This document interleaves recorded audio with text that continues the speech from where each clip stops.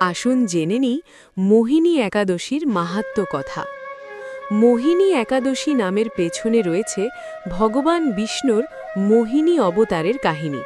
সমুদ্র মন্থনের সময় যখন অমৃত উত্থিত হয়, তখন দেবতা ও অসুরদের মধ্যে তা নিয়ে বিবাদ শুরু হয়। অসুররা অমৃত কেড়ে নিলে ভগবান বিষ্ণু এক অপূর্ব সুন্দরী নারীর রূপ ধারণ করেন, যা মোহিনী রূপ নামে পরিচিত। তিনি তার রূপের মোহ দিয়ে অসুরদের বিভ্রান্ত করেন এবং তাদের কাছ থেকে অমৃতের কলস উদ্ধার করে দেবতাদের পান করান। এর ফলে দেবতারা অমরত্ব লাভ করেন এবং জগৎ রক্ষা পায়। ভগবান বিষ্ণুর এই লীলা স্মরণে এই একাদশী পালিত হয়। সীতাদেবীর বিরহে কাতর শ্রীরামচন্দ্রকে তার দুঃখ ও শোক থেকে মুক্তি পেতে মহর্ষি বশিষ্ঠ এই মোহিনী একাদশী ব্রত পালনের পরামর্শ দিয়েছিলেন।